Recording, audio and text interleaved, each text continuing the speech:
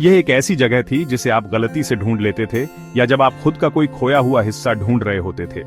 यहाँ की लाइफ सूरज और चांद की ताल पर चलती थी, सुबह गीली मिट्टी की, शाम लकड़ी के धुएं की। गांव के बीच में किताबों की दुनिया खड़ी थी। क्लारा उसकी जान थी, पुरानी कागज और इंक की खुशबू के बीच बड़ी हुई थी। वह हर किताब को उसके कवर से, उसकी फील से, उसकी स्टोरी से जानती थी। दुकान उसका सैंक्चुअरी था, गांव वालों और ट्रैवलर्स के लिए एक हेवन।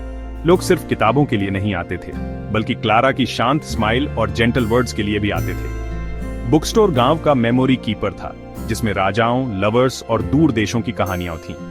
खिड़की से सूरज की रोशनी आती थी, डस्ट मोड्स सुनहरी परियों की तरह नाचते थे। क्लारा मानती थी कि हर रीडर अपनी आत्मा का एक टुकड़ा किताब में छोड़ जाता है। उसकी खुशी सिंपल थी, गरम चाय, पहली मॉनसून की बारिश, एक नॉवेल में दबाया हुआ फूल। उसने बड़े शहरों का सपना नहीं देखा। उसकी दुनिया कसौली के फैब्रिक में बुनी हुई थी। उसके एडवेंचर्स कहानियों में रहते थे, उसका प्यार उन कैरेक्टर्स में जिन्हें वह चेरिश करती थी। वह कंटेंट थी। उसकी लाइफ एक पोएम जितनी शांत और खूबसूरत थी। इस छोटी सी दुनिया में क्लारा को वह सब कुछ मिला जिसकी उसे जरूरत थी।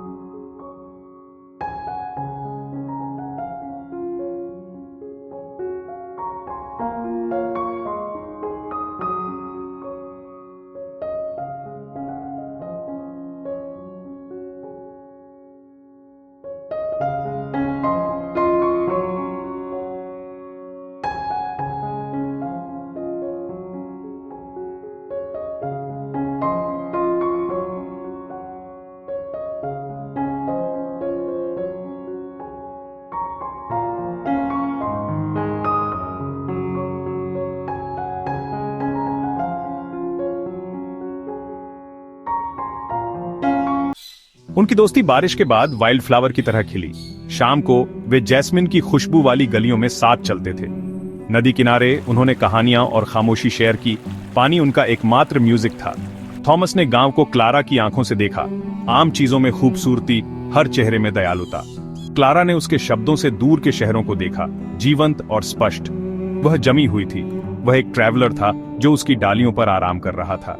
एक रात उसने उसे अपने नॉवेल का एक पैसेज पढ़कर सुनाया, एक लव स्टोरी जो बहुत रियल लग रही थी।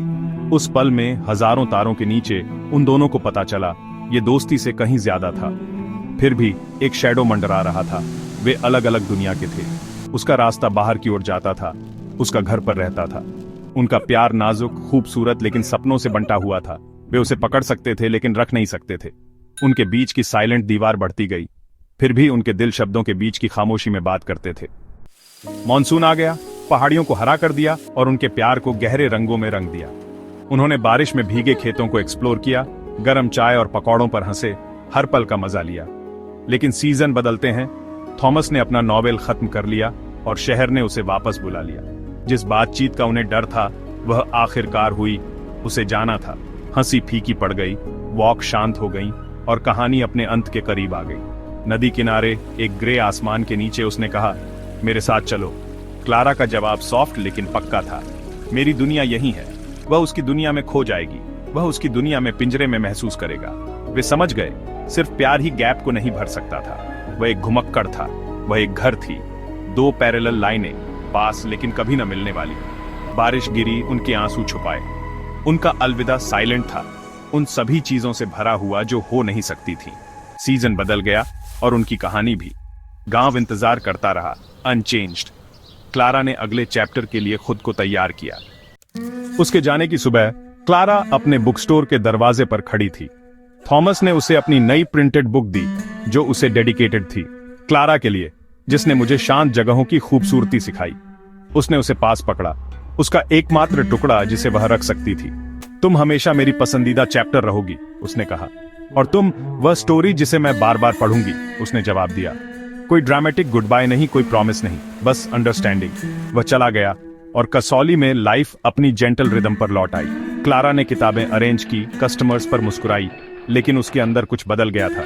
कभी कभी वह उसकी डेडिकेशन को दोबारा पढ़ती थी, दिल यादों से दर्द करता था। उनका प्यार अधूरा रह गया, जैसे बीच में बुकमार्क वाली किताब। यह एक अधूरी मोहब्बत थी, एक इनकम्प्लीट लव, लेकिन उदास नहीं। उन्होंने गहराई से सीखा और प्यार किया था। उनका कनेक्शन पुरानी किताबों की खुशबू और एक बारिश वाली दोपहर की याद में जिंदा रहा। कसौली में उनकी कहानी कभी सचमुच खत्म नहीं होगी।